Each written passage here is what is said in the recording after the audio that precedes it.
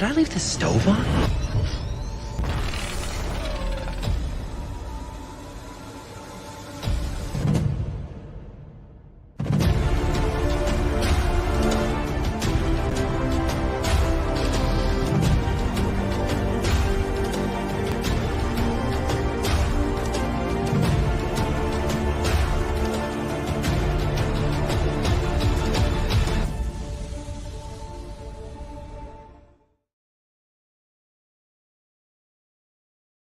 I forgot to put myself in the stream. What a fool. What a start. Good evening, one and all. How the devil are we? Good evening to our good friends. Max, I'm on the wrong thing. I'm having a terrible start here. I'm having a terrible start. But who have we got? We've got James. Good evening. We've got Max Break Pursuit. We've got Harvey. How's it going? Rust is good to eat. Fair enough. We've got Bricking Up Brad. I was hoping for Kenobi. It started. Guys, I am. Hey, Tom, how's it going? I look clean. Do you know what? Thank you. This is courtesy of Mrs. Obi-Wan. So my beard guy had a pedal bike accident a couple of weeks ago, and I've now missed 2 beard appointments for him. I go on holiday next week, needed a beard trim. Mrs. Obi-Wan steps up, and straight away, seal of approval. So I will pass that on. Hey, Spawn. Hey, Tanner. Good evening to you all. How is everyone? How's everybody's week been? Let's. I'm looking forward to tonight. I was just saying this to the guys backstage. Backstage? That sounds weird. I'm sticking with it. But speaking with the guys, I'm saying oh, for the camera. Oh, okay. That's fine, Brad. I'll pass that on. But I was just saying, I've tried to avoid kind of getting too excited for Kenobi. But I feel like now is the time. You know, Moon Knight is finished. We've had that little week's break. We can go now from there. So it's time. It's time to start talking about it, start thinking about it, start to kind of, you know, we've had the trailers, we've had the artwork, we probably know everything we're going to know about it until it goes live. Now's the time to start talking about it. But you know, you don't want to just hear me sit and talk about it. So let's bring out some of our guests and we'll go from there. So I'm going to go closest to me and we're going to work ourselves away. So in the realms of who we have on tonight, this gentleman is literally on my doorstep compared to others. He is absolutely killing it on TikTok right now, on 2 accounts, not just on 1 account, like on 2 accounts. So I will let's start with him. But I give you James, Darth Veritas. Good evening, sir. Hello. How oh, I didn't do it. See it again. Hello there. General Kenobi. There we go. There we go. I missed it. I'm trying to It's do the too theme. We kind of have to say it. I'm sorry, but if we're talking Kenobi, it has to be said. Exactly. If there was if there was ever a time, it couldn't be missed. How are you? How has your day been? How's your week been? Doing good, doing great, very tired. I don't sleep well these days, so I just fill that time with just writing up scripts for the new content coming out. So that's me right there. Well, first and foremost, obviously, I'm sorry to hear that, and I hope you're able to get some rest and get some peace. But from a content creator's perspective, I would certainly say it's working for you, man. So there's a balance to be found because physical and mental health should always come first. But Sure. But yeah, if you can balance that with the type of content you're creating, good for you. Good for you. But yeah. On just so let's do this. So because I think if anybody's like me, that I feel like today's going to be a bit of a catalyst where we all really start getting hyped for Kenobi. So what are your hype levels out of 10 right now for Kenobi? Oh God, I mean, if you asked me that like a month ago, I'd be like, But now it's because it's literally like you said on our doorstep. It's just it's just right around the corner. I can't wait. There's just so many things that I've seen from the trailer, because I rewatched the trailer earlier before I came on, and there's just so much in there that I'm like, I need to see that scene. So yeah. Like 20 out of 10 for me. I can't wait. Yeah. Okay. 20 out of 10. How do you go from 20 out of 10? But we'll check that in later. Cool. Okay. Look forward to chatting more, but I'm going to move on to our next. Now I'm going to take a punt on this one, but I think I'm going to have to go north rather than south. But we're going into the wildlands, across the wall, up into wildling territory, and I give you Mr. Mac Bricks. Good evening, sir. Hello there. General Kenobi. Am I going to have to do this with everyone? Yes. I should have got a video, shouldn't I? Start something now. Definitely should have got a video and just played that every time. How are you, mate? Not 3 bad. questions. How are you? Right. How's your week been? And how's your Obi-Annie spin coming on? Oh, dear me. I'm okay. My week's been mixed. I mean, football's been mixed for me. I'm a Rangers fan, so take that what you will. If you guys follow football, you'll know Europa League final didn't go our way, but we forget about that now because we now won the Scottish Cup. Anyway, we're here to talk about Star Wars. And 3, the Obi-Annie spin. Well, it has been pushing it down today in classic Scottish. What's the word? Nature. It's NeoPixel though, right? You got a NeoPixel saber. Well, no, it's a baselit. All right, okay. Baselit, yeah. It's just so it's bright, and that would look awesome in a dark, like the dark room. Yeah. I don't know if it will survive it, but definitely worth a look. But no, great there's to have not you enough along. space inside to spin it. So, well, good to have you along. You kind of Thank represent 2 fronts tonight, so you're on like Lego side with me, so we can talk a little bit about that. But I think although everybody here is a fan, I would say you are like almost like the Rebels advocate tonight, like because you are like the guy out there exactly. Maybe notice that, but Legend. yeah, you are the advocate from there. But yeah, look forward to chatting. Moving on, definitely the next one. I'm not sure exactly where he is, but he's definitely down south and he's definitely English. But I give you Mr. Grandmaster Bale returning. You are English, aren't you? Are you? Yes, I'm about as far south as you can go, mate. I'm down Southampton way, nearish there. So right. Okay. Pretty much as south as you can get. I doubted myself at the last minute and just thought with Beale, are you Welsh? And I was like, oh, it's the footballer thing, isn't it? Yeah. It is. It is. How are you, though, mate? How's it going? How's your week been? I'm pretty good. Week been average week. I've worked 9 to 5, so trudging through more or less. Yeah, it's been good. Content-wise, I've not been posting too much, but that's more or less just because I've had a lot of other things to sort out and organise. Which I'm sure we'll be discussing soon. Yeah, we probably will. We will indeed. We will indeed. Well, I look forward to chatting with you more. I forgot to ask you, Mark, but both of you, out of 10, what are your hype levels for Kenobi right now? And you can't say 20 out of 10. 1? No. Nah, has to be a solid 10. No. Okay. I'd say a 7.5.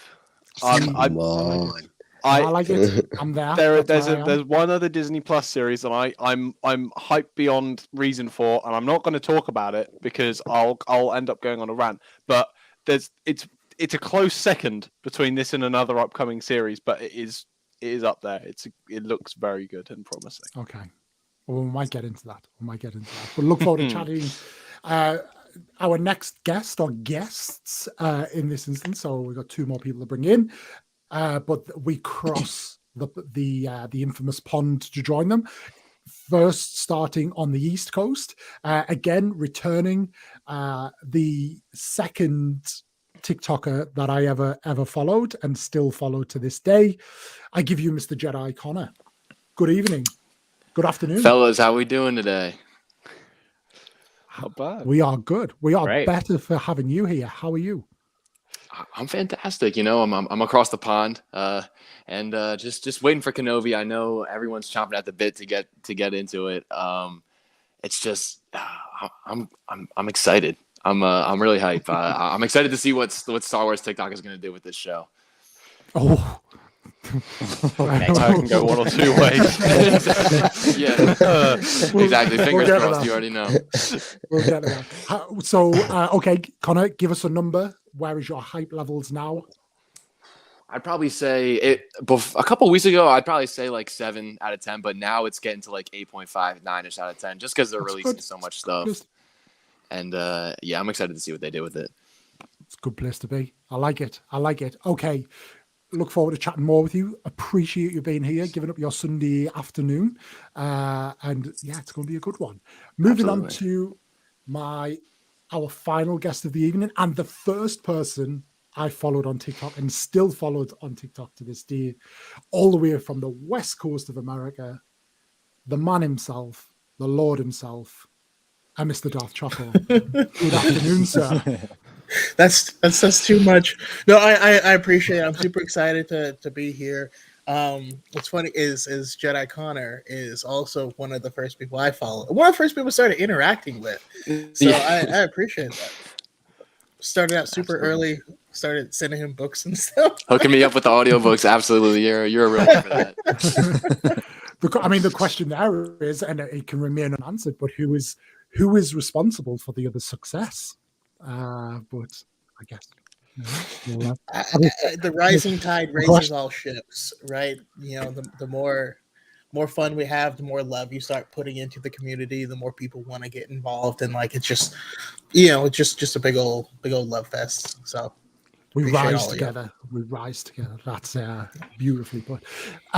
So okay, Darth Choco, where is your hype levels right now for Kenobi?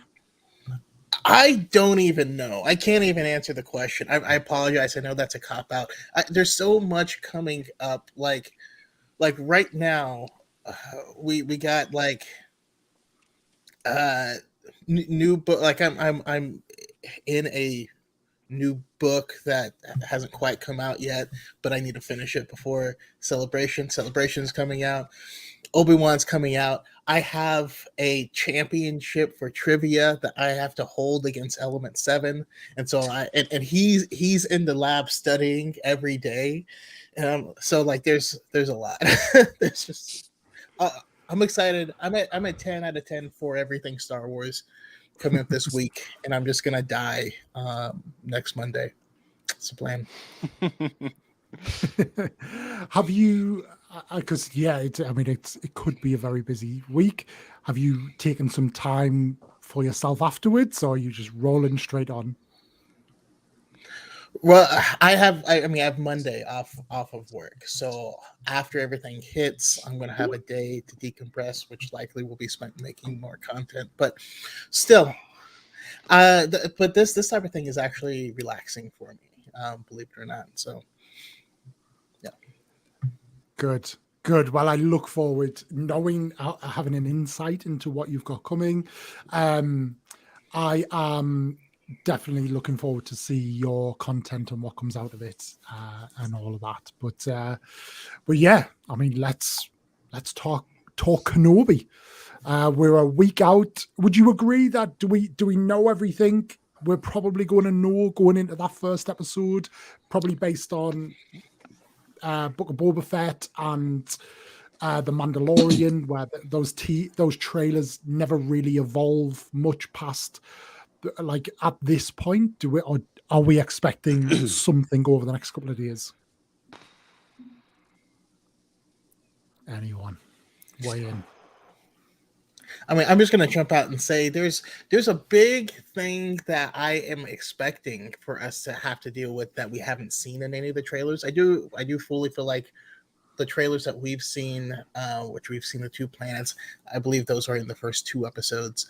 But yeah, the thing we haven't seen is the catalyst for them coming to Tatooine in the first place.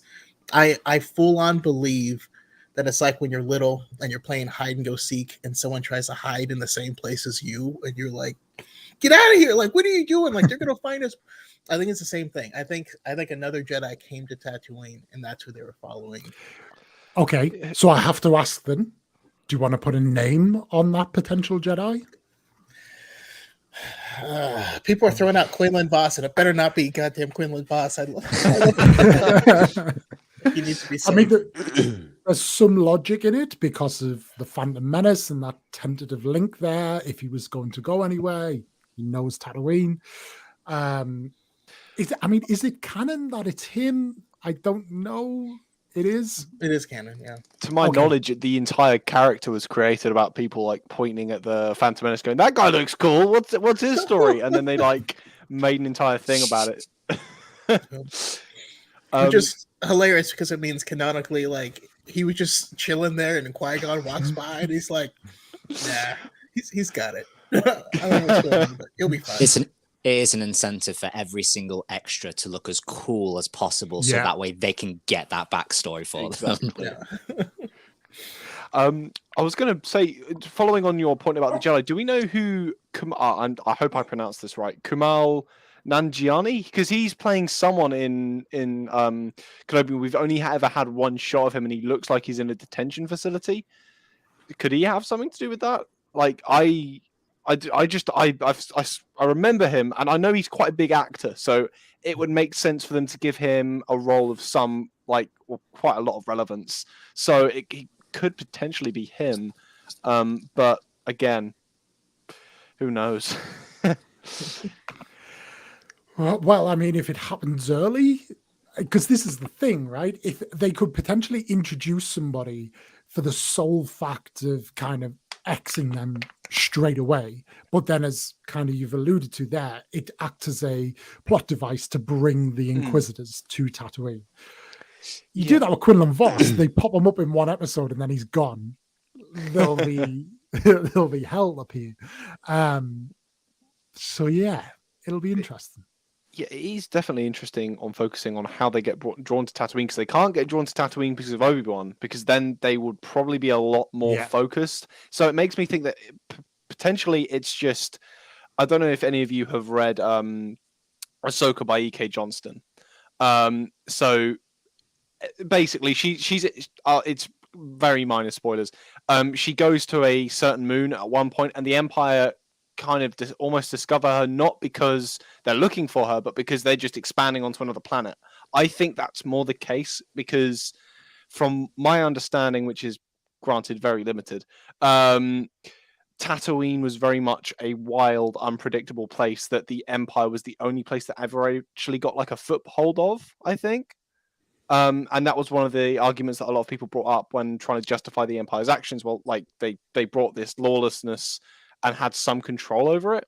So I'm thinking it could have something to do with that. But again, they've left so many blanks within this. It could be anything at this point. It could. And I think from my perspective, what I'm really interested in, and you've touched upon it there, is what we've seen of the Empire is the very initial rise of it, like almost the big bang of the Empire, and then nothing, and then the demise of the Empire and the fall. Like what we haven't seen, it's certainly in live action, a little bit in Rebels, is just what it was like to live through the Imperial Age. Like for everyone, and that's like what I'm really excited to see in this. But yeah, it's that sort of thing. Like how were the Empire perceived? Now we do see a lot of that in more probably in books and comic books, but not everybody consumes content that way. So it's I think for me that's one thing I'm really really excited for.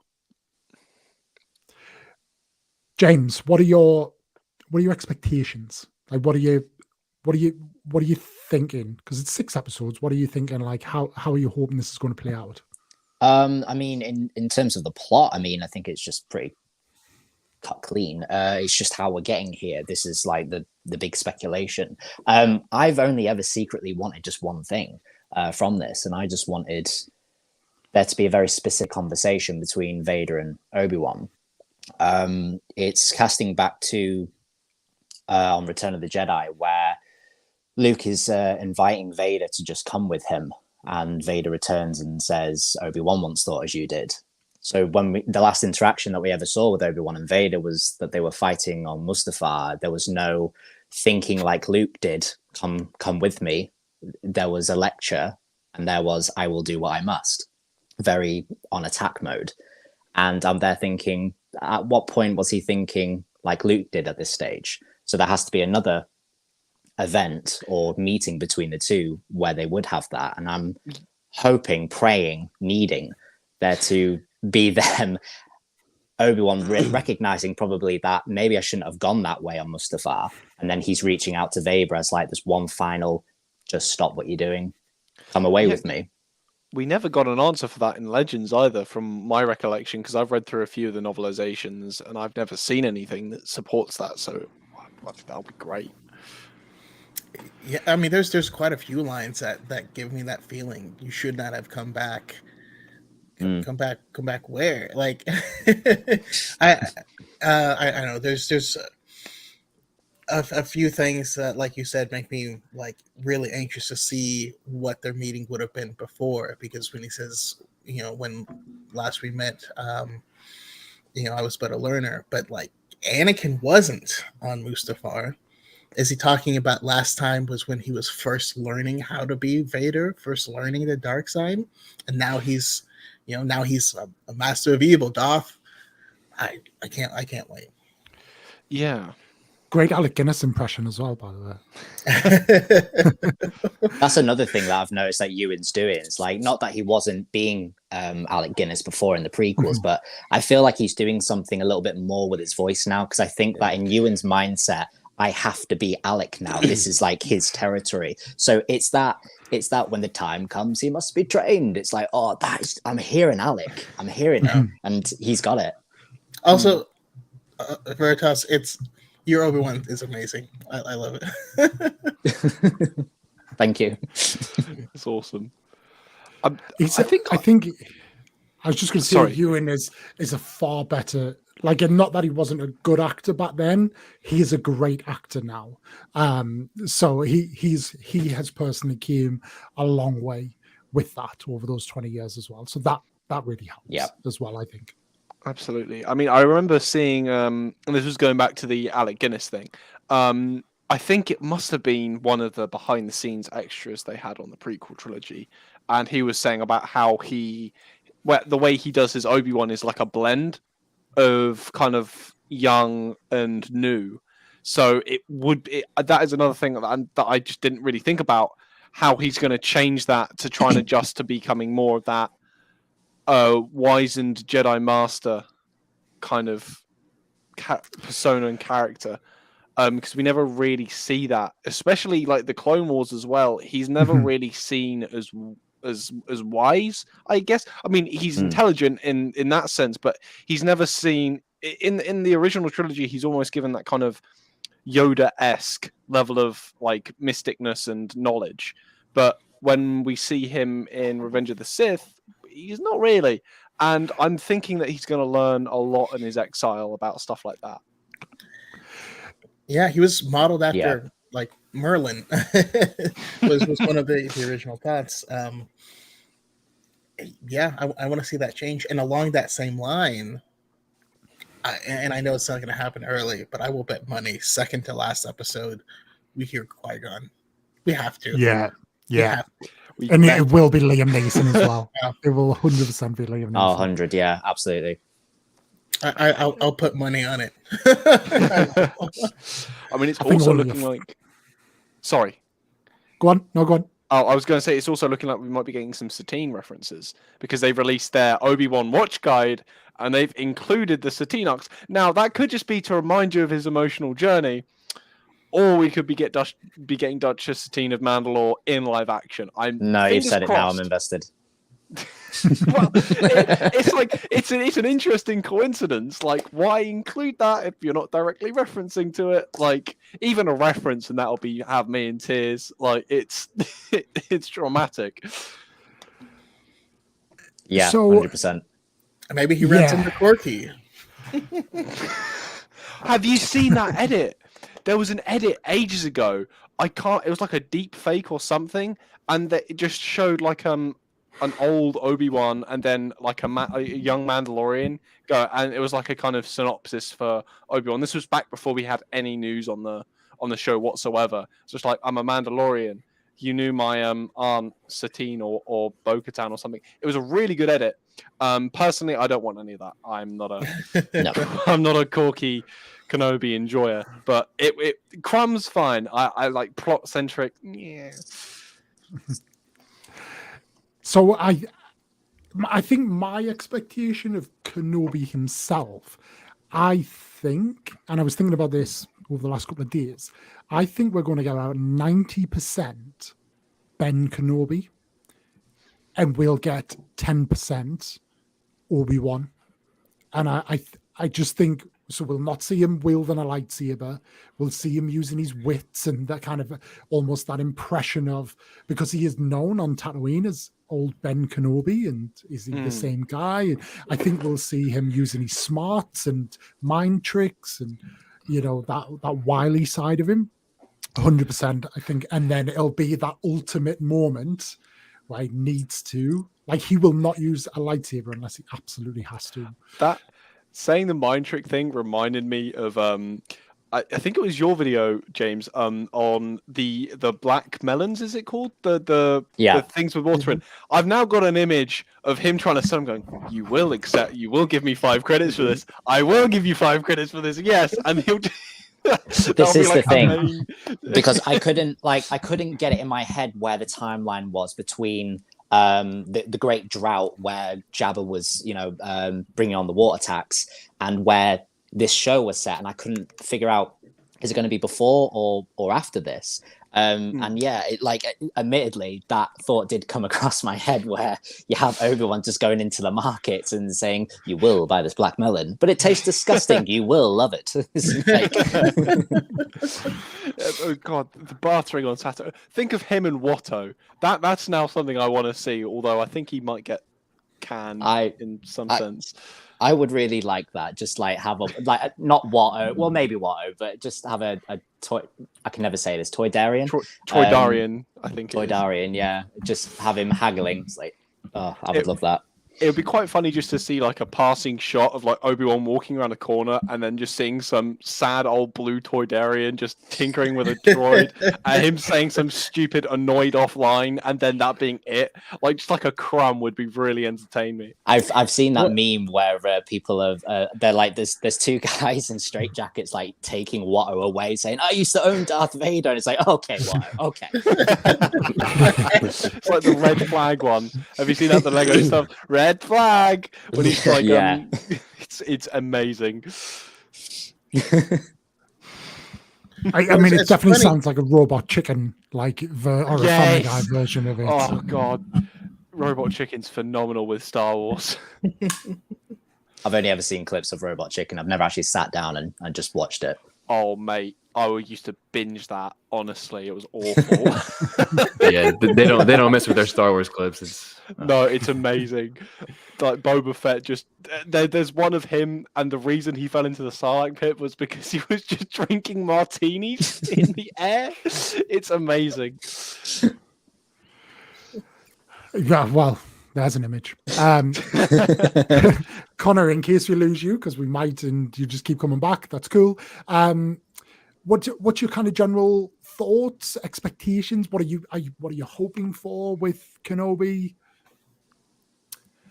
Yeah, so you kind of were in and out there. Could you repeat that again? Sorry. Just saying, yeah, like what are your general like thoughts, like and expectations of Kenobi? What are you expecting or hoping to see from it? Yeah, well, I'm expecting it to be pretty sad. I'm expecting to feel heartbroken for these first couple episodes. But I would love to see him just kind of what I would love to see is him kind of like working out, whether they do it through like flashbacks or like dream sequences, almost just kind of him working through his PTSD. And I would love to see him eventually commune with Qui-Gon, because there's that passage, there's that one short story from a certain point of view, and it is fantastic when Qui-Gon finally materializes to Obi-Wan, so we know that he can do that. And I would love to see him just kind of train to become a Force ghost. I think that'd be really cool. I had one question for you actually. I can't remember because I get you and this other Star Wars TikTok are mixed up all the time. What do you think about the spinny sabers? No, that's Connor. Wait, you said That's you said bait. the. Oh yeah, okay. Don't get me started on that. Don't get me started on that. Helicopter. Exactly. Well, it was so to be honest, I actually don't hate them. It's become just a meme at this point for my page. Yeah, no. So It's Can't peak. blame It's it. peak. It's peak. people just egg me on, and I go with it. I go with it. Yeah, they are awful though. Let's be honest. And seeing them in live action is going to be even worse. At least in As long as they're animation. not animation. flying. Well, they did say something though, didn't they? They said that, like, I can't remember who, but I did see a tweet about it. They actor. said, Friend, yeah, he said, it can fly. Yeah, he said in like Yeah. a thing, it's like he can spin, he can fly, because he was saying in that interview as well that he hadn't watched Rebels deliberately before going into Kenobi, which is interesting. I'm a bit baffled by that, but I'm gonna wait until I see the product because I'm sure he's gonna kill it. Yeah, he didn't have to watch a lot either. Like, if he just wanted to pick up on his character, he could have done a little, but never mind. Mac, what are you hoping for? What are your expectations? Well, again, I think you guys have all spoken about it. Sorry, I'm trying to multitask. My dog is having if I was coming off at the screen a few times, the dog's just having a panic, but I'm sure he's all right just now. Maybe he's excited for Kenobi. Excited because it's Yeah. No, I mean, yeah, I'm looking for, I don't know. It's going to be interesting. I see with Inquisitors, I'm quite curious about them, but there's lots of talk about Maul, right? And I don't know how I feel about Maul and all of this. And like, where does he come in? Like, Personally, and I'll open it up after this, my stance is he does not at all. no, but I've just seen loads of people like talk about like, oh, if we see Maul in Kenobi, but I just don't understand why or how. I think a lot of people would like the Twin Sons episode, a live action version of that, but they don't do that. Like, they don't recreate. They're not going to do that. Now, we might get something from like the Clone Wars as a flashback and touching on kind of what we saw earlier. We might even see what we touched on upon earlier with Satine. We might see that flashback of her death, and that might bring Maul in that way. Maybe I could live with that, but there is no reason for him to be in it as part of the plot that I can see. No, 100% agree with you on that, because I mean, if he is going to be a part of the plot, it would not make sense in the scene of Rebels where he's jumping for joy pretty much when he's discovered that Obi-Wan is alive. He says he lives. It's like, so he never knew this whole time whether he survived the purge. So if he was part of the plot line, you would then have to ask your questions. So what, did you get amnesia? Did you hit your head? Like, what's that about? So like, it just can't work in that sense. But no, the only way it could work is if it was through a dream sequence flashback, like what it was touched on before with Jedi Connor with his PTSD. You could have a random flashback of his voice even, or something. It's the only way it could work. Obi-Wan just hit him on just the right horn on his head, and then memory gone. To quote the terrible bootleg dub of Revenge of the Sith, do not want. I wouldn't want it. Like you said, I don't. I may be spoiled because I do try to consume as much as the other media as I can, but I don't want to see the same story that I just read because I already read it. I don't need it again, you know? And I think they are deliberately avoiding that. I mean, for one, we don't want to, there's only 6 episodes and we're delving into the mind of Obi-Wan. And I think we might cloud it up if we start injecting a bunch of villains, you know? Exactly.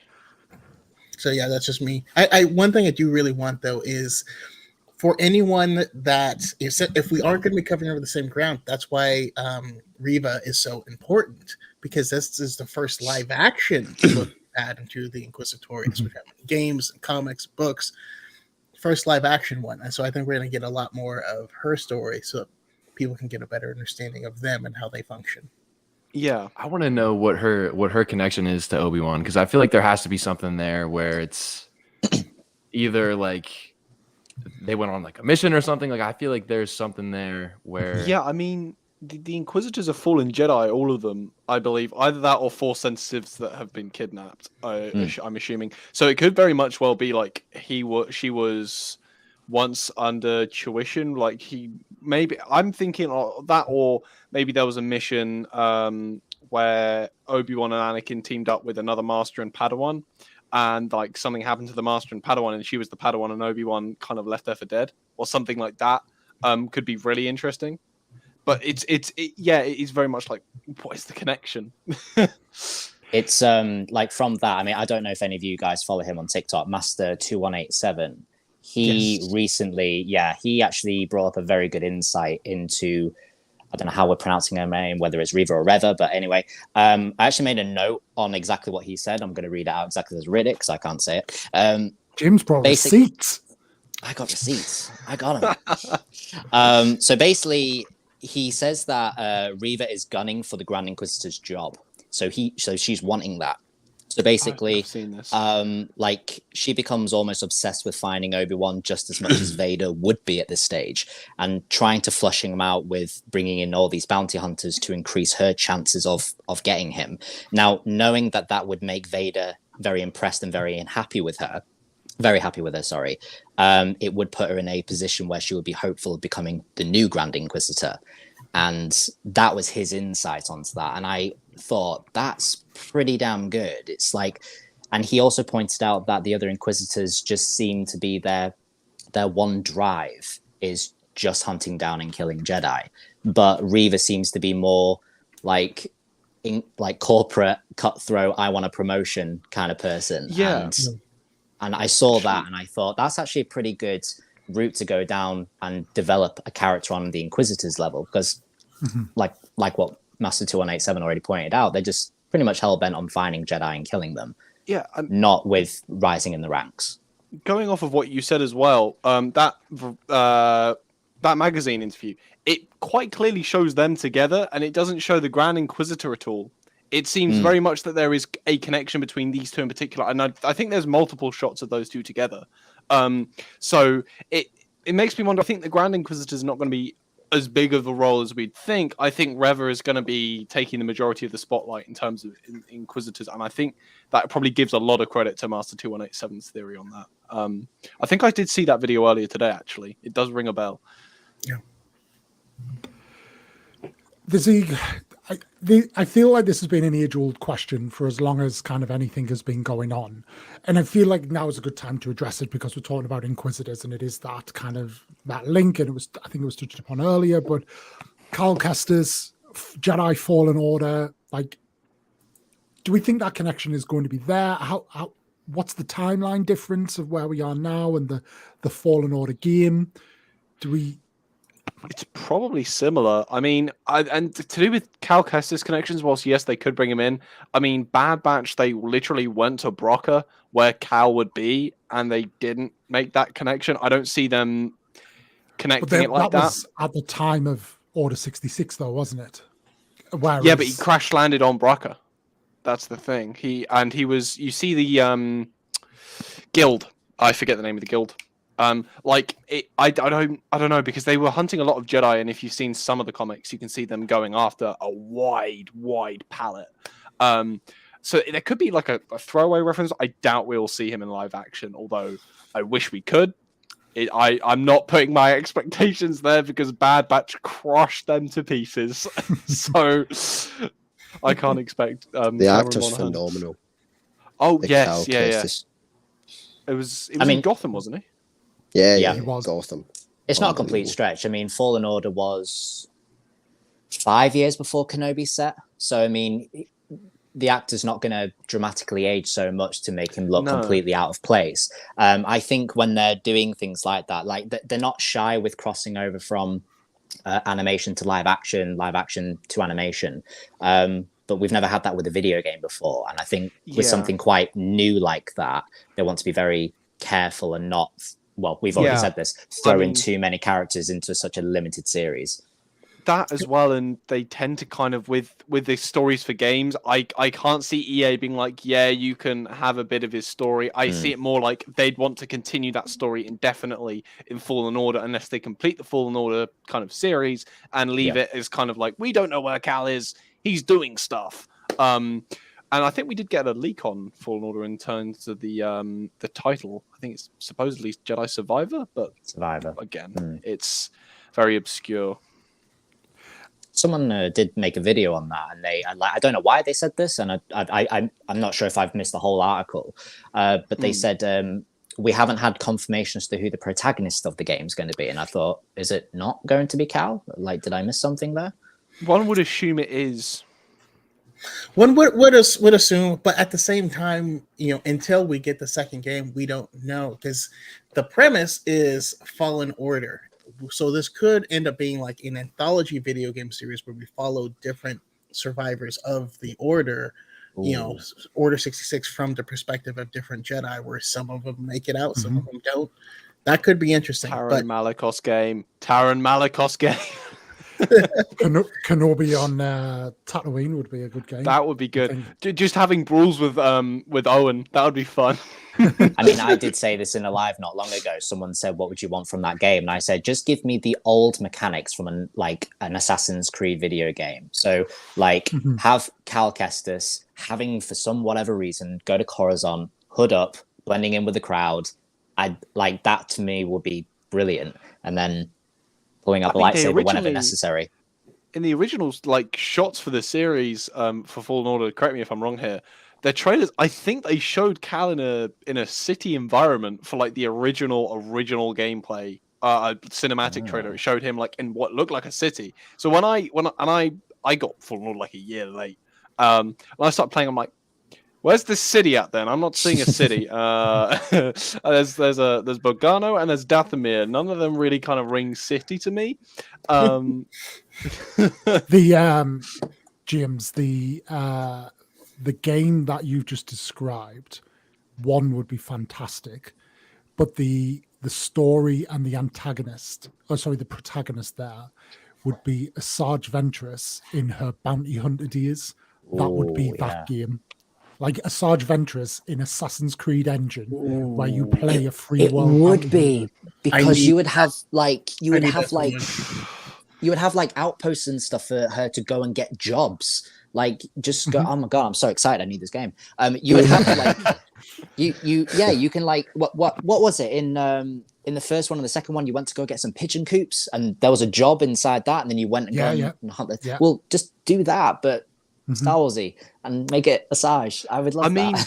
And then you can make it so that there's different factions you can help, but the ones that you don't help will start to hate you and will come after you. Or morality systems. If you screw up a job, then they'll come after you. You'll have to fight young Boba because you locked him in a trunk and gave him to pedo.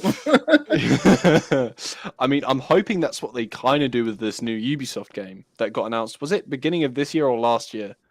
I've got a feeling it might have been last year. It was last year. God, time flies. But I hope they have some form of thing, because then you could essentially just relive that, and that is what I'm hoping for that. I could talk Star Wars games, because I feel like Star Wars as a whole is just an untapped potential on the whole, and I hope that's we're in that point now where we're really tapping the keg on that, and over the next 10 years we'll really be there. We're both in games, film, movie. I'm ready for another movie now. I don't know about everybody else, but I feel like we need a movie soon. I think Taika Waititi's one is next, I believe. They said that they put a lot in that Vanity Fair article. They revealed details on Acolyte, Ahsoka, a little bit about Ahsoka and stuff like that. So it'll certainly be interesting. And in terms of material, all I need to do is twist this webcam. They have so much there that they can tap into. There's so much, and Legends has just this chasm of knowledge that I can't even work out. It's so expansive, and I can't wait for more of this to become live action. I was actually going to mention, has anyone here read the Kenobi book? Yeah, by John Jackson Miller. John Jackson Miller, yeah, that's the one. I'm hoping that they draw on some things, but I don't, because the for those that don't know, the entirety of Kenobi is set on Tatooine. It's just him mooching about on Tatooine with a couple of Tuskens, essentially. So I hope they draw some things, but like for the most part, I think they used that for Boba Fett, so maybe not. Yeah. So flipping it a little bit, because look, it is the Kenobi series, but it as much as it's the Kenobi series, this is the Vader series. This is like Vader at his peak. Yes. Hopes and expectations for Vader, because if you've read, and so my experience with Vader outside of live action or animation is through the Vader series and the Star Wars series comics, where Vader is next level. Like he doesn't even compare to what you see on the screen. No. I mean, so I really want to see that, like almost like an OP version of Vader. Like I really want to see that. But I have one wish in that regard. And this is very far fetched. And I'll try ask Ian McDermott. I want Palpatine. I want one scene where Vader fails and Palpatine, like I've got it in an issue here. I think it's one of these, Into the Fire, like first page of it. It's something like, it's just him destroying him. I want to see this. It's such a cool like niche thing they could fit in, of just maybe just like right at the end of the series, because we know he can't succeed with Kenobi, about him just returning to the Emperor and the Emperor losing his marbles and just going mental on him would be awesome, and I'd love to see that. But for the most part with Vader, again, he's such a deep and complex character. I hope we get some contemplation scenes, some like meditation. I think it's pushing it to say Padme contemplation. We're probably not going to get that. I'd like to see it. We're not going to get it. But stuff like that, stuff that shows the emotional regret of Vader, especially this early on into his being Vader, there's going to be a lot of instability. I hope we see that. I was talking to somebody, I don't know if it was James, either you on your live or when I had Obi-Wan Kenobi on last week, and was saying like the meditation chamber being soundproof and him just locked inside of it, and almost Anakin comes out in that moment, and then like helmet goes on, meditation chamber opens, and then it's like back to being Lord Vader. Now, no, it's not realistically going to be Anakin, but at the same time, he remembers. I can actually see a scene in my head since you've just said that, Liam. So like you could have that where he's in his pressurized chamber and he's like, I don't know, he's having a really shitty day and he's just screaming off the top of his voice. He's hurling crap like a tantrum, like what we would expect from Kylo Ren. Exactly. Yeah. So from that, an admiral, someone has to go in there and tell Vader some really bad news. And because he's in his pressurized chamber, his mask's off because he's like, this is fucking, get it off. And because he's essentially letting down his hair, he doesn't let anybody see it. What I want to see is Hayden burnt to a crisp, choking the life out of him, throwing him against the wall, just like that, like working it out, getting it all out. And I can see that from a very not a power point of view, but from a vulnerable point of view. Like he's like 10 years on in this suit, it still gets him down. It's heavy, it's uncomfortable, he's got needles in his spine. It's just vastly uncomfortable for him all day. Yes, he embraces it, but it's still gonna get to him every now and then. And I would love to see something like that. There's so, and this is very, very mild spoiler. I don't think it's really spoilers at all. Brotherhood, new book by Mike Chen, released very, very recently. It touched on it slightly about him adjusting to his new hand. It would be interesting to see it touching on the suit. Because whilst we know Vader is a tinkerer and, you know, Anakin loves his mechanics, I'd love to see him like almost adjusting, although granted it is 10 years on, so chances are he probably has adjusted in that period, but I would still like to see it. It'd definitely be interesting. One of the opening scenes in the what is it, Vader, Dark Lord of the Sith book, the Expanded Universe book. I think it was James Lucino. Anyways, Yes, it was. Yeah. It has Vader like his inner monologue as he's putting the suit on. And it's just so sad when he's like, I look with my eyes, but these are not my eyes. I breathe with my lungs, but these are not my lungs. Like, if you think about it, he's a burnt up like McNugget. He's like, I touch with my hands, but these are not my hands. Like, it's truly not his hands touching stuff. And then, and it basically is like, this isn't really living. And it's like the way that part is written is just really sad. And I want those feels. You know what I mean? Like, give me the feels. Give me the feels. Exactly. Just sad Vader. You'd have to think they're going to move on to something with Vader later on after this. My prediction. Something. All right. Sorry, I thought you were finishing up. No. I think Vader's only going to be in 3 episodes, first and then the last 2. That's my prediction. I reckon he might have like a cameo at the end of the second, just to get, because like they deliberately extended it to a second episode for a reason. I've got a feeling we're going to get our first kind of whiff of Vader.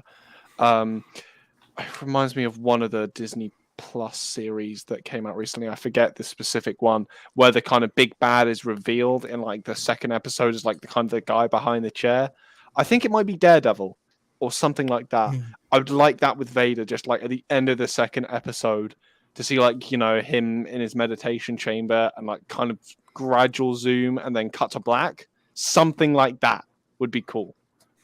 He's like Claw and Inspector Gadget, just like, next time, Obi-Wan, next time.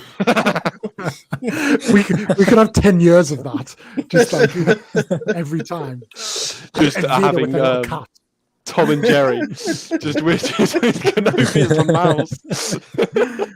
Absolutely. But that could work really well, though. I mean, like from what we see in the trailer with Reva saying, what does she say? You can't run Obi-Wan, you can't escape him. Then that's where it can go into that theory of it's revealed to be Vader. I mean, we all know it's Vader, but from just watching it without having any context, that's a pretty good opener. We touched on it. So, Bill, I think you touched on it earlier about Palpatine, and we have to get the Emperor. We have to get something, and I totally agree. I really want to see that side of it, and I've read that comic book. Who else from that kind of Imperial age? Those, because a lot Thrawn. of Sorry. Well, this is it. Because how far are we out from Rebels? That's my question. Sorry. Empire. 10 years before. 10. No, not quite 10. It's the 10th Empire Day in season 1. They say the Empire Day in season 1, and I forget. I've got a feeling it's like the 10th or the 15th. So we're either same time as Rebels, like concurrently, or we're 5 years before. I want to say, like Thrawn at that point will be in the Empire. He'll be an ensign, I think. Yeah. He's not Grand Admiral. I'm just saying, I'm going to manifest Thrawn crumbs. We even get a whiff of blue skin. I'm going to be. It's a great way though to introduce a character that, because what the Star Wars fandom loves to do is scrutinize anything, but it's a great way to introduce a character that is not really going to be part of that story on the whole, but introduce him, give us a glimpse of him, give us a taster of him. Then when we get to Ahsoka, everybody's like, yeah. So I'm for that. What about Veer? Or is it Veers? What's his name? Veers? Yeah. Veers. Which one was that?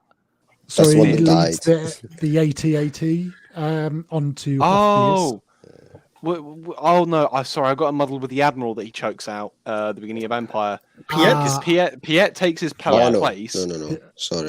Ozzel. Yeah, Admiral Ozzel. I mean, he's a dick. He was a dick. He is a dick. Do we think so? 2 questions. A double-barrel question. Do we think we'll get a Tarkin? And if we do get a Tarkin, will they go deep fake again? Because deep fake has come on quite a bit, or because it's like 10 years prior to A New Hope, will they recast him? Well, I hope we don't get Revenge of the Sith Tarkin, because Christ, that was something that else. was that was not good. That was a Halloween mask if I ever saw it. James, if I ever find out where you live, October 31st, you know I will be outside your house with a awful, horrendous Tarkin mask. And I'm not kidding. I'm answering the door armed. I am. Beat me to death with your Mace Windu lightsaber. Exactly. I'll also be there dressed as Phantom Menace Yoda, the original puppet one. Yeah. I think if you are going to get like the Imperial side of things in there, I mean, like if we're touching back on Emperor and Tarkin, I think it can only really work if they were like as a hologram. I've said this before on lives and previous shows, that I think that's the only way that it can be there without like throwing way too many characters in there. Like Vader just gets on the hologram to alert the Emperor this is happening, and then he gets Tarkin on the hologram to say go do this. I think that's the only real way it can work. I just can't see it in any other way. Yes. Yeah, yes. Because I also don't really want Rogue One, like where he looks like he's from the Polar Express movie. You know, I mean, I've never seen that before. Oh god, that's scarily accurate. But we do know deepfake technology has come on quite a bit. But at the same time, I agree. I think It's very hit and miss. But I think from a Vader perspective, we're going to see a lot of Vader's castle where you would then not expect to see the Imperial hierarchy and Imperial military. And then he's going to be kind of out and about on missions, maybe. That's maybe where he encounters Kenobi. And again, you wouldn't expect them to kind of pick up, to be interacting with those. If he is going to interact with them, it is going to be more likely through holograms. So more than happy with that. But it'd be great to kind of have them in, I think. you saying that reminds me of how awkward it must have been for Krennic to like walk into Vader's castle. Like I'm just picturing him like going up the elevator with creepy ass like Vane standing there like there's going to be a puddle on the floor, and I'm not going to elaborate any further on that. Choco, you definitely need to bring back this series of like what Star Wars characters are doing kind of when we don't see them, i.e. Maul stood behind the door waiting, and just that you have this vision or this skill of being able to just think, yeah, but what about when he stood in the lift and he's going up to see Vader? I actually do want to do what specifically for that character Vane of like what his interview to become Vader's assistant must have been like what was that, the waiting room for the people like interviewing to like take care of his castles? What skills were required? Like, what was the requirements for that? Right?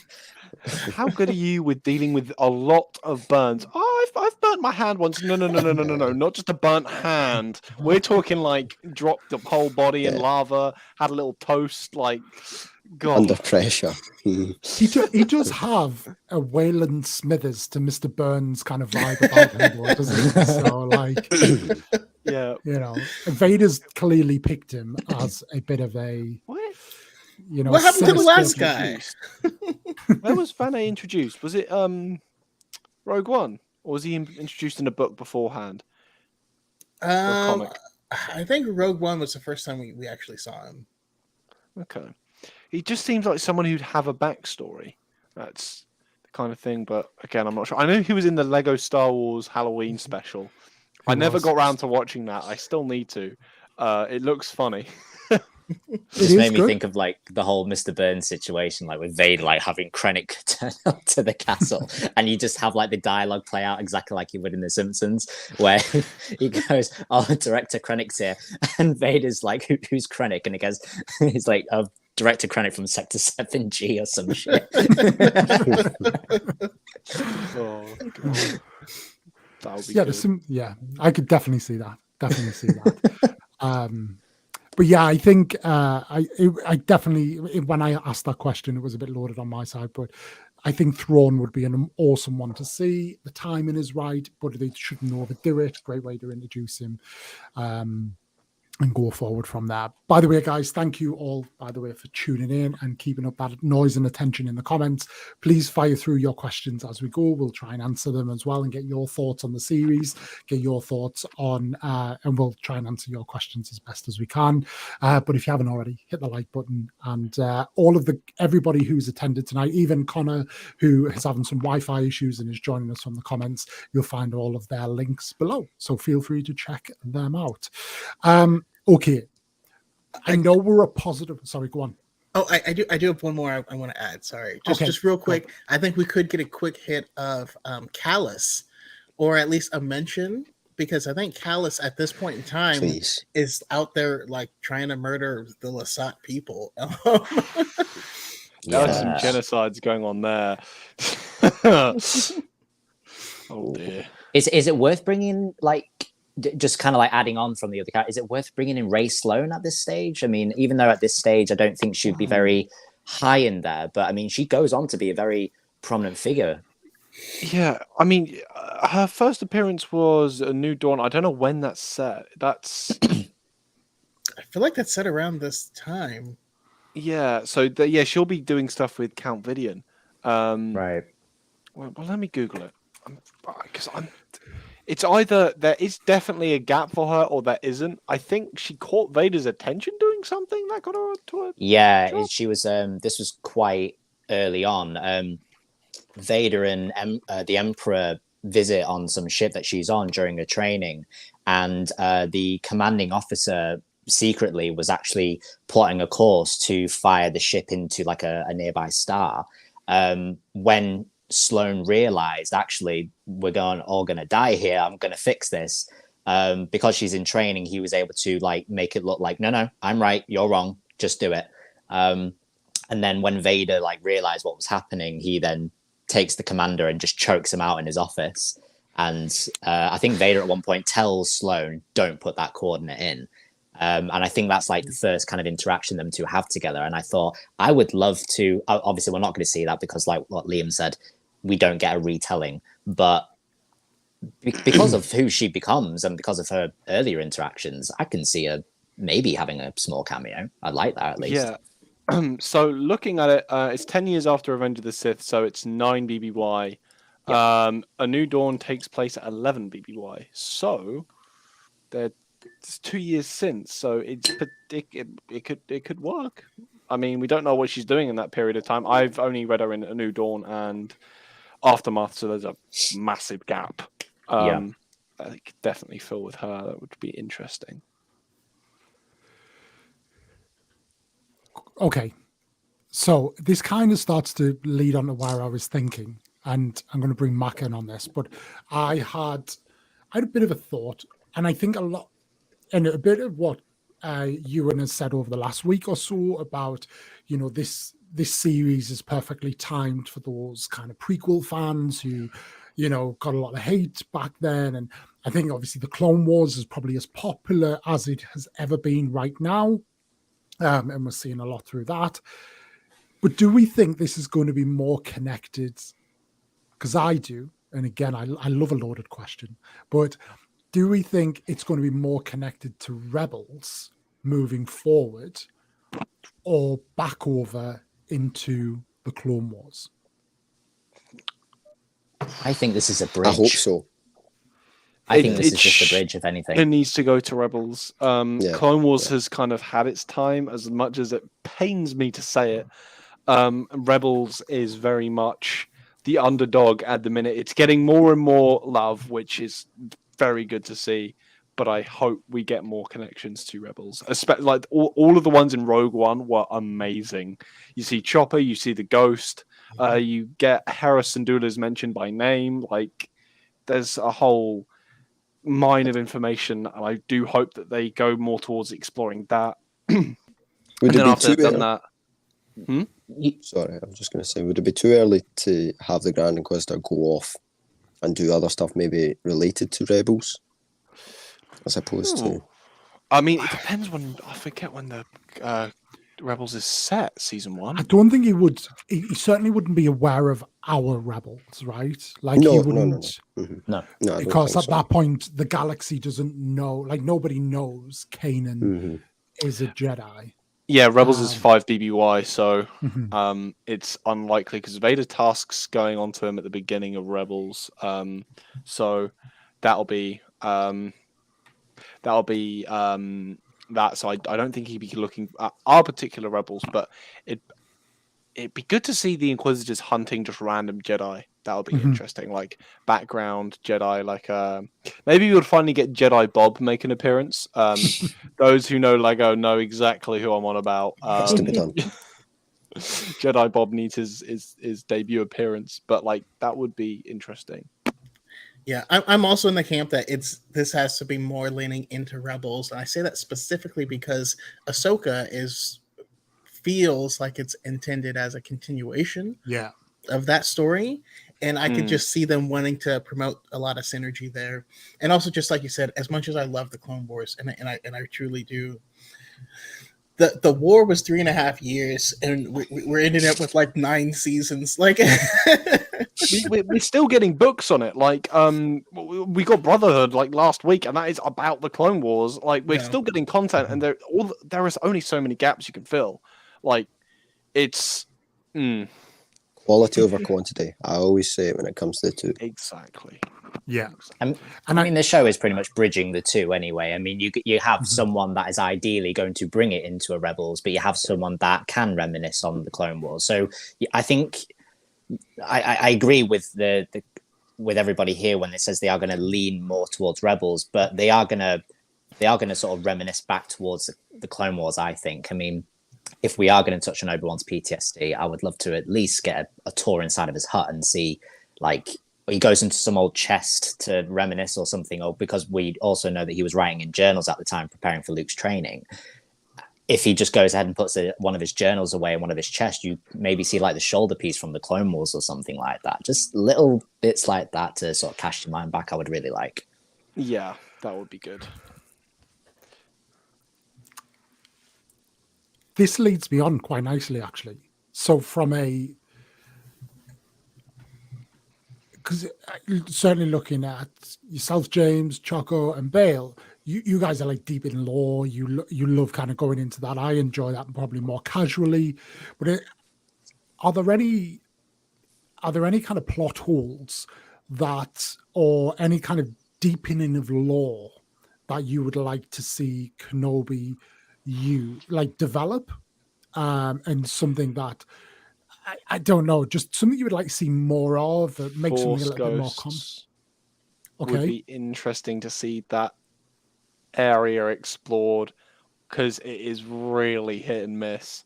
Like, we see a bit of it in the Clone Wars, and then with Anakin, it's just like, yeah, no, he's just a ghost, and like, but he didn't have time to do the training that we're supposed to. He's a Force ghost. So it would be interesting to see lore on that and communication with those beyond. Touched upon. I kind of want that, and I kind of don't want that, because I mean, with the Force Ghost, we're looking into this mystical realm of unknown. It's kind of like this unfathomable, like you can't understand it unless you're in it.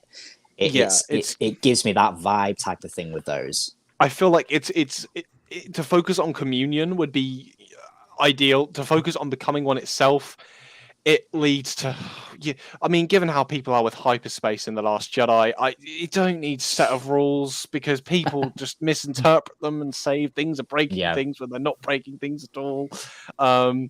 So in that instance, I think they should leave it open-ended when it comes to becoming one. Now you mention it, but in terms of communion, I'd really love to see that, and maybe just like Vader deepening himself in the dark side. That would be good. I want to find out more about how how Leia's upbringing functions, and how are they keeping track of each other? Do they have dead drops? Do we have like, is there any communication between Yoda and Obi-Wan and Bail, or I mean, there's a few of those things I want to know, because some of it feels slightly inconsistent. Like a lot of it feels like they would have had zero communication at any point, but then we get from a certain point of view, and it indicates that like they kind of know that Leia is probably going to be a better student than Luke and stuff like that. So yeah, I'd love to hear a little more about that. I mean, isn't it said that Bale can communicate to Obi-Wan if he needs to?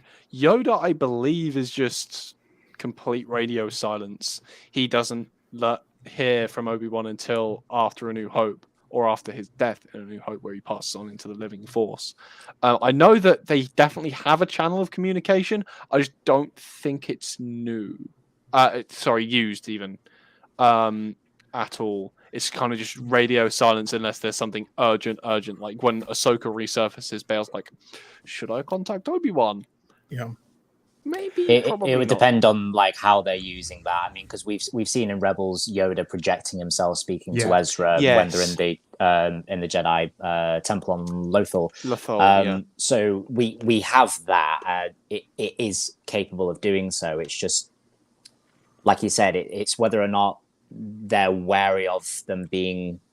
Like if I ever saw the Force as like a radio wave, yeah, exactly. If it was like a radio wave and someone was able to intercept that, then you're putting yourself at risk.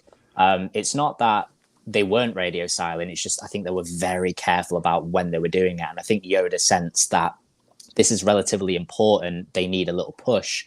I'm gonna step in here and there, and we've even had it where Yoda bless him, did feel lonely at times, and he would occasionally reach out to Qui-Gon to talk here and there. But yeah, it's a different method. I believe I think I'm reading this right. Empire Strikes Back from a certain point of view. I think in Yoda's exile, he also went into that cave a lot. He did. To face his fears, which I find mildly depressing.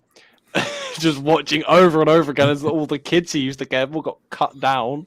But is it a canon story that is it fallen Jedi turn up and they basically put the darkness into that cave, or is that a legend story? That's Legends. Legends. Yeah. Okay. In canon, it's got its own form of consciousness. Right. And it's kind of a dick. It is kind of a dick. I mean, it's called the Cave of Evil. I mean, come on. I mean, somebody should put a sign up, right? If that's the case. Warning, evil. I think I'm pretty confident, like Yoda puts this on the back of his hand saying, don't go. And he's like, oh, I gotta go. I just gotta go. Like it's an addiction at this stage. He needs to see his fears to reflect on that. It's like, oh, I'm just gonna sit outside. That reminds me hit me with what you got. Of the cave. Have you seen the robot chicken the skit of it where it's like, your weapons, you will not need them, and Luke John goes in with them anyway, and then he hears it's like, oh god, and he goes in, what, this is why I say no weapons, like just some dude it was, jump out and scare him, you would, and reveal his face, you would, and blown your mind would be. It's like, oh, he kind of looks like me. Yes, he does, that's the joke. I like it's again, Robot Chicken's phenomenal. If anyone who's watching this hasn't seen it, watch it after this episode because it's phenomenal and very entertaining. So when Han meets Chewie's family and Chewie's family comes out and they're all wearing clothes and he looks at Chewie, he's like, she's just been naked this whole time. But I practically play satchel. One of the things from Legends though that I would like to see is all this time Obi-Wan thinks that Anakin is dead. We need to see him. We need to see him find out that Anakin is alive. We need to see him see Vader and be like, "Oh no!" Because he does know that was his name, right? He knows that from the security recording. Yeah. I believe in Legends he found out through like the Mos Eisley cantina or a cantina of like a HoloNet broadcast of like the Emperor's new enforcer, Darth Vader, and it showed like him on the screen. He was just like, "Oh, oh hell, legs quick!" I did that. Damn, I did that. He was a man. He just got really drunk. Like, yeah, did you know that I made up man what he is. Oh, shut up, Ben. Go back to your I would hut. absolutely love that if you could just do something where it's like Obi-Wan at some bar and he's like that, and he just leans over and goes, "He ain't shit." And You wonder why he's got robot arms and legs. And then I told him, "I've got the high ground." Vader's cape is like flowing in the wind, even though he's in space, and Obi-Wan's like, only Anakin is that dramatic. Like, it's gotta be. Yeah. No, I think that's a really good point. I think because I've always wondered that, like, what is that like? Who knows what? And I think it's that question around like who did. Do they know, who knows that, who's a Sith, who doesn't know what? Because I think again, James, I think I asked you this was it you on one of your lives around who knew that Palpatine was a Sith, who knew that Vader, like in the galaxy, who knew Vader was a Sith, but they knew he was Darth Vader, but did they just not know the Darth thing was a Sith thing because the Sith had been gone for so many kind of they pretty much know like Palpatine as Emperor Palpatine, and that was kind of it. I don't think the Darth term was ever used because that's pretty much like a big red flag for everybody else. If anything, they just refer to them as Lord, which is why you hear a lot of the admirals saying Lord Vader. So yeah, like they knew of him, they just knew next to nothing about him. They just knew his position, and then that's kind of like all they got. He was draped in mystery. Very much. Yeah. So I mean, like his mysterious enforcer kind of thing. Yeah, I mean, with Obi-Wan, it's just common sense to him. He knows from the security recordings Vader, and there's some guy in a black mask walking around calling himself Vader. Oh, gotta be you. So yeah, for him, it's just like very, very easily done. Makes sense. I think for me, to like not a plot hole, but an answer that I would like to see answered, given the comic book series, where with kind of Kenobi's journals that Luke then reads, I would love to see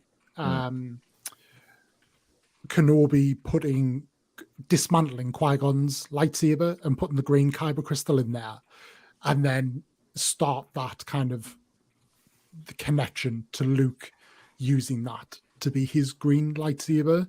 Now, I know there's probably infinite amount of green kyber crystals out there, but it'd be nice to have that lineage. I did say that, yeah, and I do agree with you there, Liam, how I do wish it would be Qui-Gon's.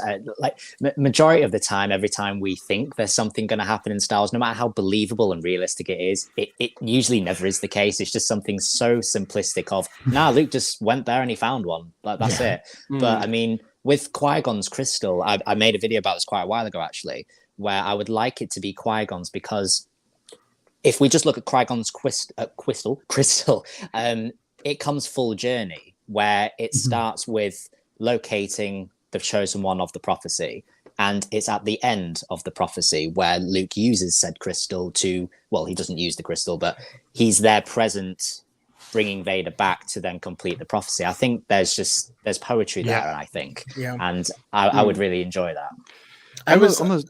Sorry, Choco, you go ahead.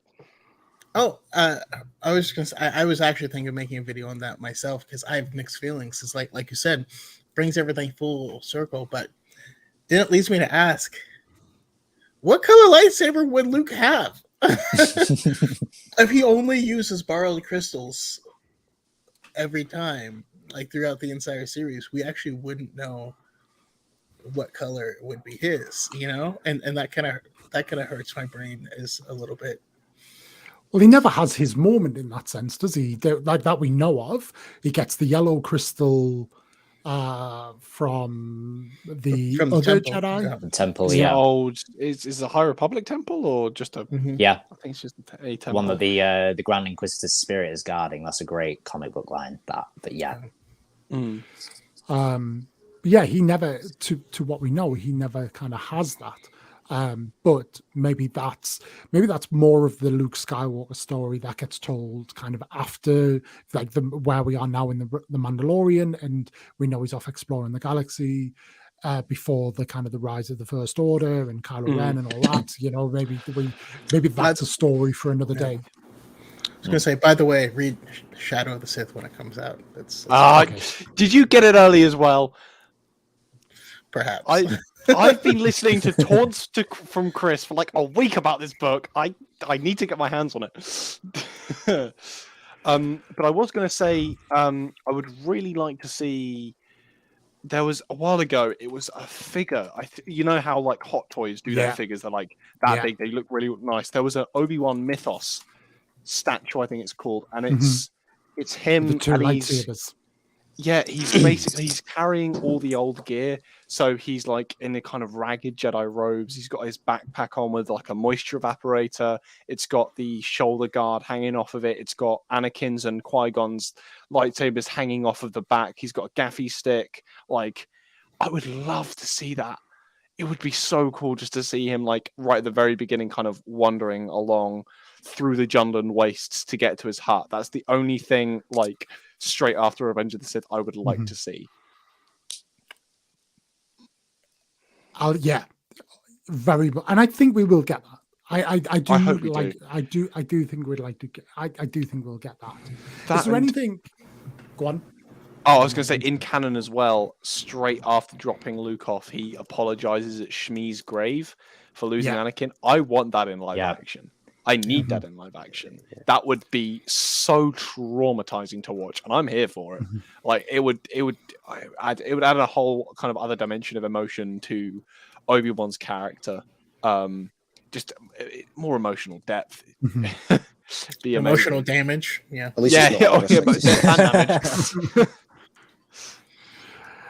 So the question I was going to ask is: are there any other, like, talked about the Imperials? Are there any other characters you would like to see, whether it's a cameo or so James, you've got first dibs, but like whether it's a cameo or you would get to see quite a bit of them? Are there any? James, over to you. I hope I'm not putting you on the edge of your seats because this is going to be really disappointing for you all now. Like, drum roll, please. I've had Biggs Darklighter in my head as a kid because, like, I mean, for anyone that might be racking their heads thinking who I'm talking about, he's the guy with the glorious mustache in A New Hope, and it's Luke where. Yeah, and like Luke basically says, "Oh yeah, we grew up together on Tatooine. We used to, do all this," and I'm like, just put him as a kid there and just say, "Oh, see you later, Dark." Bullseye and Womp Rat. Yeah, exactly. Like something I don't know similar why. to Phantom Menace with Jake Lloyd and the other kids when he's showing them the pod racer, like something like that would be cool. Yeah.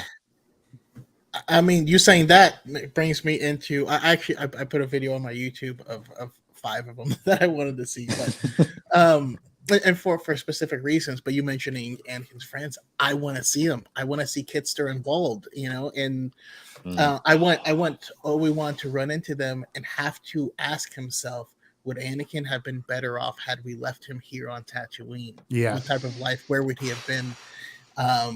Wald ends up in Legends owning Watto's shop. Kitster is he steals a painting and they have to fight, and he ends up hanging out with Han and Leia. It's super weird. But specifically, I have 2. Like my number 1 and number 2. Number 2 is Sabe. If Sabe showed up, I would lose it. Like, especially if they got Keira Knightley to come back and play. No, not Keira Knightley. But not Keira Knightley. But Sabe is has a life on Tatooine and is going around freeing slaves and all this stuff. I could see it, and she didn't have anywhere else to go to, now.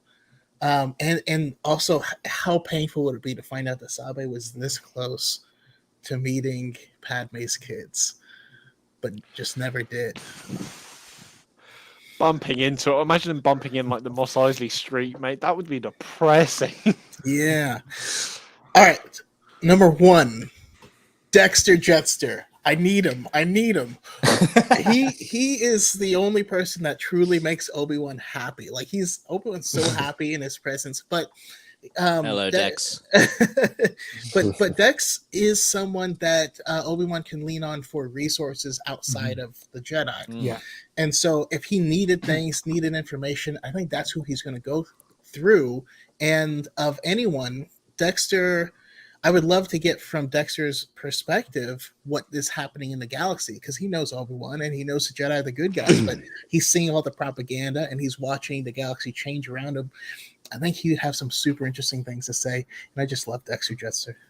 Could you see him, it's like, something that turning can him in? Do you know, like under pressure, or he's questioning, who are the good guys, who are the bad guys, makes a decision, turns him in before he even gets to Obi-Wan, is like maybe is part of a trap for him and it already regrets it and apologizes to him. The kind of the Empire close in and Kenobi has to escape. I could see that. I'm not sure with Dex. I mean, because Or they could kill him. That's the Scotsman. I mean, Dex did like go on his little adventure at one point where I can't remember which planet he went to, but he heard a rumor that there was like some illegal cybernetic mods that was being sold and stuff. So he like hacked through some jungle for like a week looking for it, and he managed to save like a Rhodian, and he had a friend who just so happened to be a politician in the Imperial Senate who kind of helped him out. So like touching on Dex's resources, he's actually quite resourceful in terms of who he knows and what he can access. So I would love it just like he bumps into him or something and like in Mos Eisley he goes, Obi-Wan, and he's like, shit, Obi-Wan. Oh dear. Or then like making eye contact on Coruscant or something like that. If he, I don't think it would go to Coruscant, but something vague. Oh, give it the whole Dark Knight's Return ending where like They just that'd be good for me, to be fair. So I've got a couple, two very unrelated. The first one, just a hint of, like they're mentioned by name. You maybe see a glimpse of them, but I would love to see Ezra's parents. Yes. That would be quite interesting. Now, again, I don't know if there is a timeline of them going missing officially, and I don't know if they could make that work, but that would be pretty cool to see them kind of in that.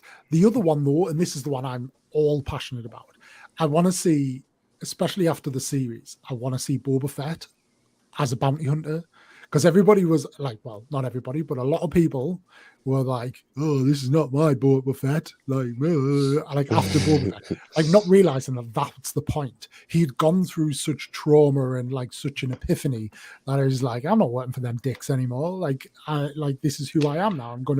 But to see him in that kind of almost institutionalized mindset of like, look, I'm a bounty hunter. I would love to see more of that Boba Fett, and just and look with the bounty hunter connection across, like what is clearly across that, and the dripping in like hints of who's going to be in it. You're calling the number one bounty hunter in the galaxy, and if you're going for Kenobi, right? There is a bounty hunter that I believe does hunt down Kenobi at one point that has been in recent things, and I would like to see him being Black Chrysanthemum. Surely they're not making that suit just for those couple of episodes. Surely that suit was like, okay, we can kind of make this for other things as well. True. There's a comic about it as well, is there not? Yes, that's what I'm thinking. thinking. There was, and that's why I can't see that happening, because it would be a retelling of which we've seen that they don't do. Because I mean, if anything, Chrysanthemum ran off that planet to escape Jabba's wrath of not being able to complete the job that he hired him to do, which was just rough up Owen Lars. He didn't run off the planet; he just runs off to his whole thing just runs off to the side. Just off camera shot. He just runs out of frame. Just runs out of existence for a little while. Yeah, sure. To see a trail of what's the name of the creature? Just I've forgotten the name. It would have been funny if I remembered it. Bosk species. Just a trail of Trandoshan arms behind him. I mean, there's a character. Like you talk about bounty hunters. Bosk, yeah. I was disappointed he wasn't in Boba Fett. We needed more bounty hunters than that. I do think, but I mean, they're bringing back the classics with Full On. So, I mean, like someone was asking me in my comment section, what other bounty hunters do you think we'll see? And someone threw in Dengar, and I thought Dengar for me just feels a very comic book character rather than an on-screen character. He just back in the 80s of how he looked, it suited that kind of era. But if you put that into it, he just looks. What are you wearing, guy? So it just doesn't look right. That's why I call him Diaperhead. But both Dengar and like Dash Rendar are people I can't picture live action because they just feel very comic booky. I mean, he does appear in live action in The Rise of Skywalker, but he does look very different. He's had some changes. He's had some very bad changes. He's been on a few bad nights out. I'll tell you that for now. Well, I mean, he must be quite the age, so like he can be forgiven. But yeah, I mean, he's basically just his face slapped onto like what looks like an IG-88 unit. He doesn't look good for his age. Well, 900 years you look so good, you know. But good point. No, good point I am interested to see who they bring in that perspective, like bounty hunters. Could we see Kanan? Yes, we could. Chronologically, yes. Chronologically, yes. Doubtfully, though. Mm-hmm. I mean, they'll be running missions. I would imagine at that point the Ghost team are together. Yeah, no, they will be because it was 11 BBY that was A New Dawn. That's when Kanan and Hera met and started doing missions. Granted, they weren't necessarily working for the rebellion at that point. Yeah, but they were doing they were actively doing stuff. So that within 2 years of that, it's very possible that they could make like a cameo appearance of that could have been one of some of the Inquisitors were hunting down. Not because Kanan was a Jedi, because obviously he wasn't revealed as a Jedi to the Empire until season 1, episode 1 of Rebels. But that could definitely be a cameo tie-in, I guess. Yep. So it'd be interesting to see. And I think that's where they have to be, because of all of this that we've talked about for the last 30 minutes or so, is a certain level of like fan service. And we don't need that. Like Kenobi doesn't need that. And I suppose that leads me on to my next part is like, is there anything we're particularly worried about? And like, I think that could be one thing where it's just much fan service. I had a bit of a problem with Book of Boba Fett for that. And I'm not going to pretend like I didn't enjoy episodes 4 and 5 of Book of Boba Fett, because I did. But that's not what the show was about. We could have gotten more of what the actual premise of the show was, but no, it went on to the side quest. And again, I like the episodes. I can't complain. But like relevance. That's why I think they still need to be cautious with how much Vader they put in as well. Exactly. It's Kenobi. You know what I mean? It's not. Yes. They've said this when behind the scenes of Rogue One, when they were saying you have to be very careful with how you use Vader, because if you put him too early into the movie of Rogue One, then everyone's going to be expecting to see him soon, or they won't get him enough. So with a character like him, yes, you have to be very careful with how you're using him. Yeah, that is one of the things that I don't like about Rogue One. The number of people, because I genuinely enjoy the movie, and the number of people that just go, "Oh yeah, I loved it." My favorite part was the Vader hallway scene. Yeah. Oh, right. It's such a good film as well. Like it's phenomenal. I mean, they've pretty much said that this series is going to be in what they call the Mando universe. So everybody has also been asking, "Oh, we're going to see Din Djarin." I thought, episode 3 of Obi-Wan Kenobi is just like, damn, I really need this certain rare type of meat. And then he just goes to a bar and you just see Din Djarin just like, it'll be like chapter 5, the origins of the Mandalorian. Then you get all 3 episodes, the remaining 3 episodes, no Obi-Wan, no Darth Vader, Din Djarin. You might not get Din Djarin, but we don't know where Grogu is at this period of time. We don't know who brought him to Tatooine. They've been deliberately obscure on that regard, especially with that Order 66 scene that they showed. There was a little bit of crumbs in regards to there was a particular symbol on the wall that has been linked to Barriss Offee. However, It's no direct link, and to my knowledge, the only 3D render they have of a random hallway in the Jedi Temple is the one they used in the Clone Wars, which had Cara Barisov. I think it was a mistake and wasn't intentionally put in there. But again, Dave Filoni is a master of dropping things and picking them up when you don't least expect it. Yeah. So, well, for that one in particular, I felt like that symbol is just outside of her room, and she's in prison somewhere, not at the temple. exactly. But yeah, just like you guys said, I actually even felt this way about The Mandalorian season 2, because there was quite a few episodes where it felt like we weren't furthering Din's story. We were meeting other people and seeing, backdoor pitches for other projects. Yeah. That's why I would prefer season 1, really. Yeah. I don't want to take too much attention off of Obi-Wan, which you can do if there's too much other stuff. Yeah, I mean, they did exactly that with the Book of Boba Fett anyway. When they did give him those shows, it's not like they were horrible episodes, because they really weren't. Everybody loved them, but it did exactly that. It took the attention off the protagonist of the show. Exactly. And yeah, it's a very. I mean, I can imagine from like the writer's point of view, it's very difficult to balance, because when talking about Star Wars, you'll get some people that like, this doesn't link into anything, I'm not going to watch it. Then you get some people that are like, if this links into anything, I'm not going to watch it. Like, it's a very hard line to try and keep segregated in terms of too much and too little, because you kind of have to include some crumbs, because Star Wars at this point is just so interconnected. You have to have some references to what's going on elsewhere, even as they're incredibly vague. But it makes it difficult, because then if they tie in this character, then someone's on the internet's gonna kick off going, well, it's about Obi-Wan, not this random geezer. And like, well, yeah. And I think Cal Kestis that's why I think Cal Kestis is the worst mistake they could make, because I think to bring Cal in, they have to go somewhere with it. There are other characters that they can kind of just, we know would be in that universe at that given time, and it's like, oh, that's all right.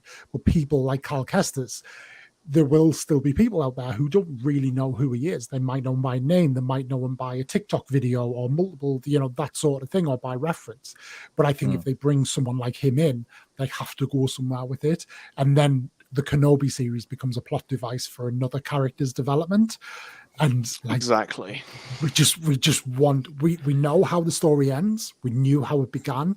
We just want that plug in the middle. So, I think Mando season 2 gets the free pass on that, because that is just the one thing that sets up everything else, and that's fine as long as there's like one instance of it. Because if all of a sudden we have like the Kenobi, and they're like, oh, by the way, there's going to be 3 spin-offs. There's going to be the Inquisitors. There's going to be like some random droid that they met in the cantina, and then there's going to be Obi-Wan's EOP, the series, and like they can't. They can't make spin-offs like without diverting the focus completely. So I'm hoping they do just keep it Obi-Wan centric with little like sprinkling of Vader here and there. I just want to say I would absolutely watch an Office Space comedy of just the Inquisitors, like the Inquisitors, and like. Oh, it'd be fantastic. What about a Dexter series? A Dexter series. Oh yeah, I've been pitching that for like a year now. I want it so bad. Just having just a series of like a Dexter they'll just bring in I'm sure there's some show like celebrities will dine at a certain place. It will just bring in like the Emperor, and he'll be talking behind the scenes about how difficult it is to cook for him. I would actually really love it if Dex turned into Gordon Ramsay behind one of the kitchens. Yes. And he just goes ham on his staff. Just slapping around droids back there. Like, what am I? I'm an idiot sandwich. Yeah. It's wrong. What have you got? A bad motivator. No, that'll be fun. So I suppose that to close that segment off, any predictions about what Mark Hamill's potential cameo could be in this series? Was he supposed to have a cameo? Well, he's had a cameo in everything, pretty much. True. He could be like a drunken old. sorry. Sorry, I'm late to that. Do you mean the Mark Hamill cameo is in someone from way back when who's going to be showing up a cameo? No. So, or him specifically. How he voiced the droid in the cantina in The Mandalorian, Right. And okay, like that kind of thing. He just likes popping up, and you'd never know that it's him, do you? So He could be that same droid. he could be. True. I want to see more Matt Berry droids. To be fair, that's something I do want to see more of. Could be anything though. That's the thing. It's like it's just going to be some obscure thing. Like it could be like a talking leaf for all we know. We don't know. It's like it could be anything. I want him to be a grumpy moisture farmer. I said it. That would be entertaining enough for me. He would. It's it would be interesting because we kind of don't know, do we? And then all of a sudden, it's like, did you know? And like, And that's the thing I love. I love. I would prioritize Easter eggs over cameos. Yes. Yeah. Because then there's the Easter eggs are there not to kind of further anything, but they're there to kind of like for those who know really buy into it. But if you didn't know, it doesn't matter. Like you don't miss anything by not knowing. So 100% agree with that. Okay. So Friday, double episode. For me and for us in the UK, drops at 8 a.m. How long are the episodes? Are they 40 minutes? 40, I reckon 30 to 40. Okay. Darth Chocolate, it'll be dropping midnight for you on the Friday. I know this because as well. Of course, for you. I know this because I'm in Vegas for episode 4. So I've already warned my wife that regardless of how well we're doing at blackjack craps, at midnight we'll be heading back unless I can find a sports bar who will put Kenobi up on a big screen. We'll be heading back. But I've got a vivid image of you like winning tons of blackjack, look at it and go, oh shit, a time, and it's like, well, you've left all your chips in. I don't care. The slot machine is paying out, and you're just like, oh, I don't have time for this. Yeah, I gotta go to Kenobi, man. I got priorities. It would make a great TikTok. It would make a fantastic TikTok. It would, yeah. But yeah, what are plans? Are people planning on watching it on the drop? Is that a possible midnight on the dot? I will be sharing a room with 2 of the most avid Ewan McGregor supporters I've known. And I will be shot in the foot if I don't allow them to watch it at midnight on the dot. So don't forget it drops early. But would you like to give them a name drop as well? Is it anybody we know? Is it anybody from the social media world? Not a Kyber, do you know? Yes. You might know her. Yeah, and I met her on Darth Chocolate's podcast. Yeah, and Pod One's podcast. Yeah. Luke Eggins and Alanis. Yeah. Yes. Nice. But yeah, it'll be good. So we got ourselves in an Airbnb, and we're gonna have a whole setup where we might try to do a watch party thing where we set up a camera and just like watch it live for whoever wants to watch it with us. We'll be. We're gonna be watching it at exactly 11:50 when it drops. 11:50? Is it 11:50? It drops early. All of the stuff, all of the Star Wars and Marvel stuff that has been dropping on Disney Plus drops at exactly 10 minutes early. Damn, I did not know that. It's probably so there's not a mass click at the exact minute. So people will, kind of just like, because for Mano, that's what would happen. Sorry, go ahead, Mac. No, I was just going to say, I don't know if you guys are going to be doing the same, but I'm going to have to balance Stranger Things as well. So, because that comes out as well. So I'll be watching that as well. I made a TikTok today, literally. It was a what we do in the shadows thing of like I don't give a. His name's Mike. That one I use that of people that watch Kenobi and Stranger Things instead of Kenobi. Yeah. But I will not have the time. Because have you seen some of the episode lengths for Stranger Things? Yeah, I know. The finale's going to drag. They've already showed us 8 minutes. They've already showed us 8 minutes. Not to take away from Kenobi, right? But I'm just saying. Oh no, but it's very good. No. Mm-hmm. Sadly, do you guys want to talk about why? Do you want to do you want to talk about why you're in an Airbnb, and Bale, why you're holed up in a hotel room or apartment with two other creators? I can't.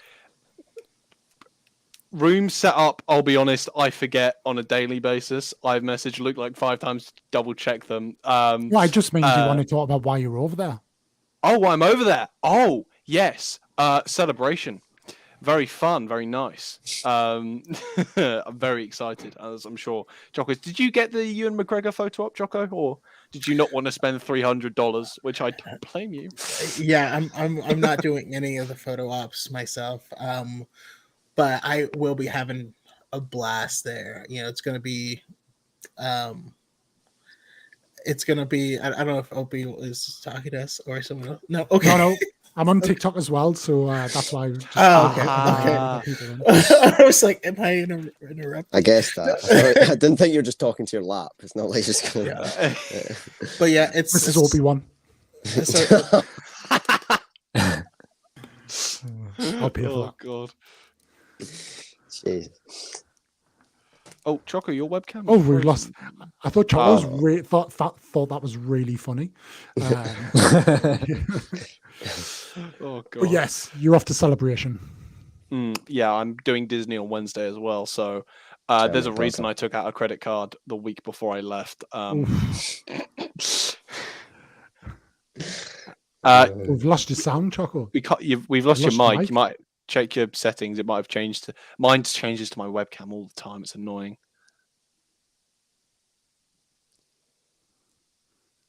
All patiently waiting. Anticipation for the voice to come through. Should be better. There we go. Yeah, I have no idea what just happened. But no, it's gonna be myself, Element 7, Sawyerism, Forward into the Black, and Cal 4 in our little. No, Cal was coming down. Yeah. He'll be coming out, awesome. And it's actually Luke that is putting on this trivia contest that I'm the boss. I won it last year, and Element 7 has run the gauntlet this year, and so we will be facing off for a belt. So yeah, I'm in a lab setting. There's just gonna be so much stuff going on, but as a group, we're basically gonna point the cameras at the couch and just have a blast watching Obi-Wan and making content. I think I wrote a couple of questions for that trivia. I don't know if I wrote the ones you'll be having, but I wrote a couple of them. You can tell them to me anyways. No. He knows people, Bill. He when you get there, it's his city. He can make it a better time for you if you're forthcoming. But yeah, Celebration, that'll be cool. That'll be. I'm nothing but envious. Right now, I don't know if you guys saw. I did the video where it was like romantic things to do in Las Vegas, and it was like go on the gondolas, go and see the Grand Canyon, and then it cuts to the Star Wars music. Well, and then it's like 3.5 hour road trip to Anaheim and do Galaxy's Edge. So that's doing pretty well on as a reel right now, and I tend to find that when my reels do well, like relevant brands start reaching out and they're like, oh, do you want to do this? Do you want to do that? Do you want to do that? And I was kind of hoping that someone from Star Wars was going to reach out and be like, yeah, it's fine. Come to Anaheim. We'll sort it all out. But they'll probably scroll. Well, they'll scroll through my other content and see my other reels and TikToks and be like, yeah, I don't think he's really Disney material, if I'm honest.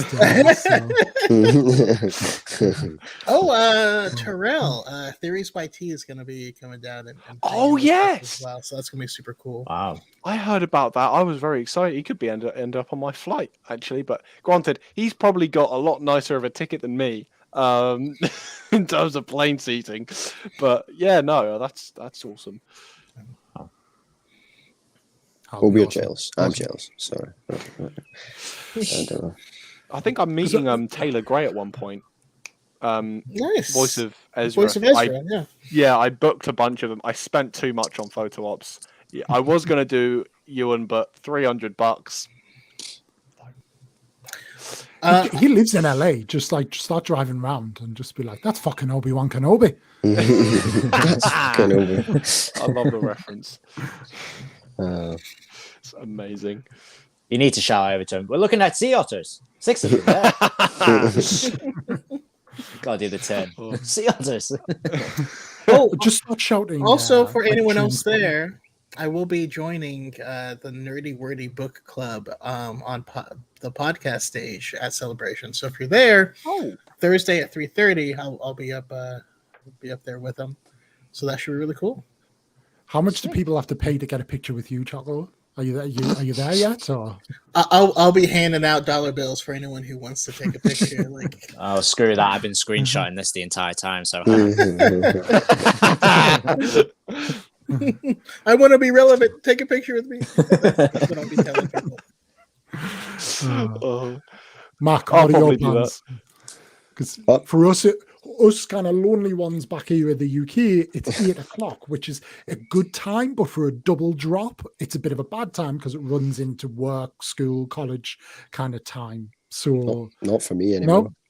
No, oh, I'm well, you done. just finished your Lucky A-levels, fella. haven't you? Done.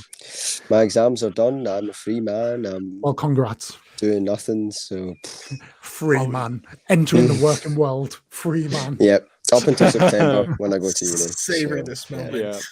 I Yeah, will I say know. with my I, A levels, I was really lucky. I finished on May the 4th. Like I had one Oh. exam. I finished May the 4th, and then I literally got to do.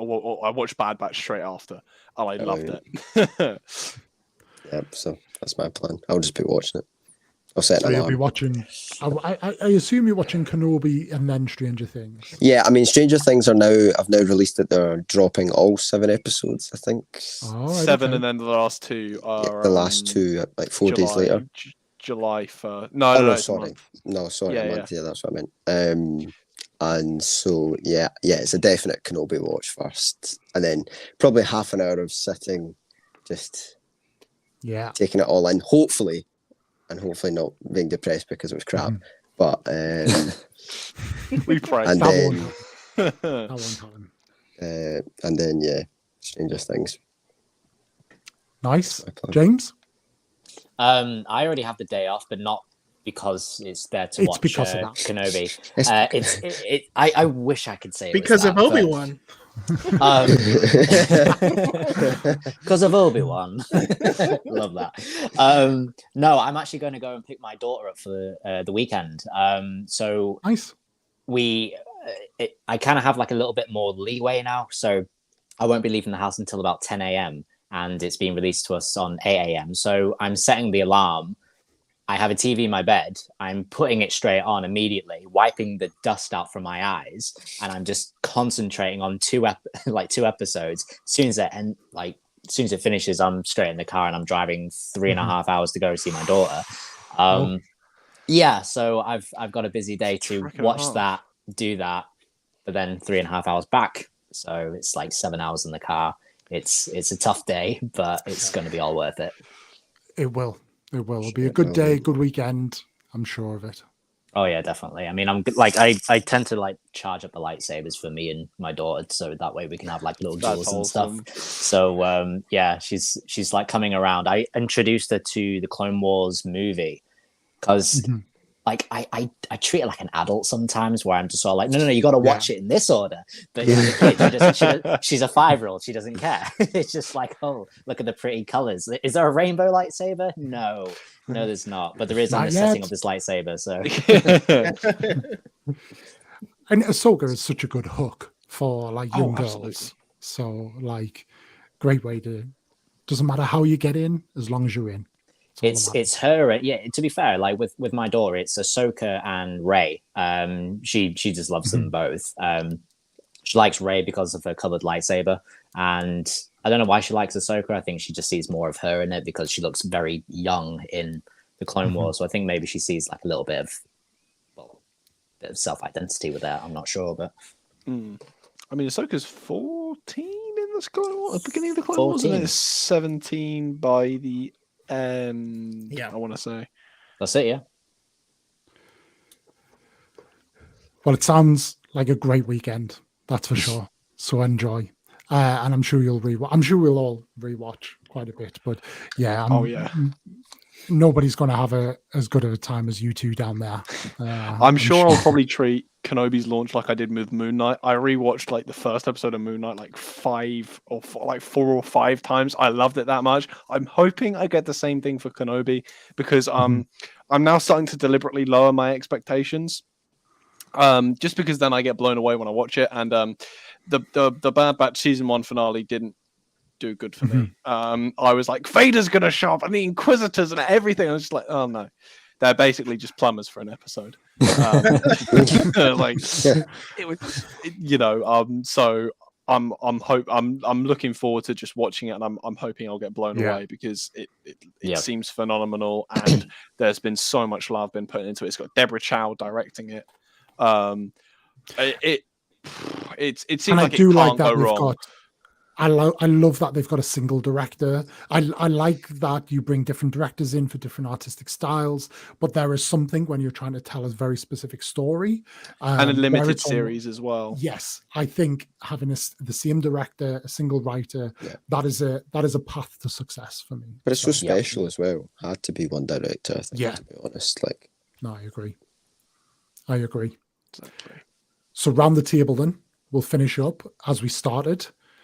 Have hype levels increased at all? James, is that 20 now or 25? Is it a 27? Is it? After talking about it, it's kind of like getting it out. So I don't know. I mean, I feel like it's probably coming down to something like 8 or 9 now. So, but yeah, something like 8 or 9 probably realistic. I'm not going to bother. I'm not going to bother. Yeah, it's gone now. I'm done. -4, whatever. But yeah. No, yeah, the 8 or 9's for me, definitely. Awesome. Mark?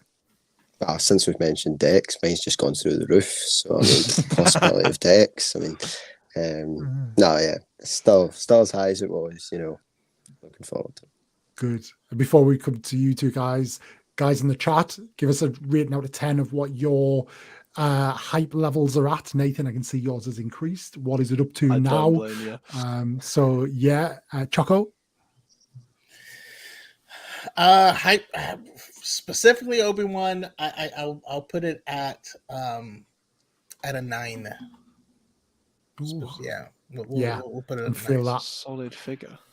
Which one of you is this, by the way? Who is it? So that is Matt Mellish, Brad, Ethan. I'm going to say Ethan or Zane. So it's one of the stud buds. He's coming on their account. Coming in for a free plug is what they're doing. I would hype level.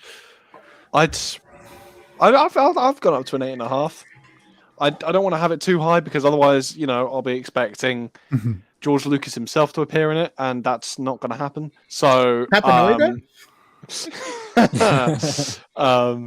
but yeah, I'm looking forward to it. I can't. When I start getting really excited for things, I over project and I expect like everything and anything and everything to happen. So I'm keeping it low, but I've got a feeling this is going to blow me away when I watch it. I'm such a big fan of the slow burn. Like for me, the stuff that's really introspective, that just goes into their mind and their motivations and their heart, and can just like chill and just marinate there. Is what I really love, and that's why I am really hype. Like I feel like if you're coming into this expecting, I want to see a lightsaber battle in the very first episode, I think that's the people that might be disappointed. I want Obi-Wan to make me cry. That's what I I want. Yeah, I think something a little bit more kind of darker, sinister, emotional. Exactly. Like people talk about, we want something a bit more adult, but never really articulate what that means. And I think it's that emotional standpoint to a point where it breaks you a little bit. Has the rating not just gone up? Am I right in saying that it's gone up to 14 plus? Some did not say that. I've not seen that. Yeah, sorry, the age for Kenobi. Let me look on Disney Plus because they've got the show listed. I think I saw a TikTok somewhere or something that somebody said that the age rate's gone up. It might not mean anything, but I mean, I have seen like the fan arts and stuff where they could make that not adult, but much more mature. Like where you see like there's some fan art going around, and it's been going around for a couple of years now, I think, where you just see Obi-Wan break down in front of a campfire, and then there's like the ghost of Qui-Gon behind him. Yeah. So like just something like that would just be extraordinarily powerful to watch. Age rating wise, it's at 12+ at the minute. Oh, it's 12. I like how you put that though, because a lot of times when people say they want it more mature or more adult, they just want more violence. But like, there's nothing more mature or adult than like depression and feelings of hopelessness. That's what you get when you enter the real adult world. Exactly. Looking forward to it. Wait until you get a 9 to 5, mate. I mean, that is actually very astute with something like that, where it's like, I want something more adult. I just want like an extended version of Anakin and Obi-Wan fighting. But really, the adult part is the fact that you've just appreciated that Obi-Wan is just heartbroken at the fact that he just cut him up like just cut him up, and how he's just like yelling at him, saying, I loved you and things like that. And like that's where you've kind of like grown, I think, because when I was a kid, that's what I loved, like the fight. But then as I matured a bit more, I was like going, no, it's that bit for me. It's that end. It's leading to that whole Obi-Wan realizing you fucking did this to yourself, man. And you put me in this situation.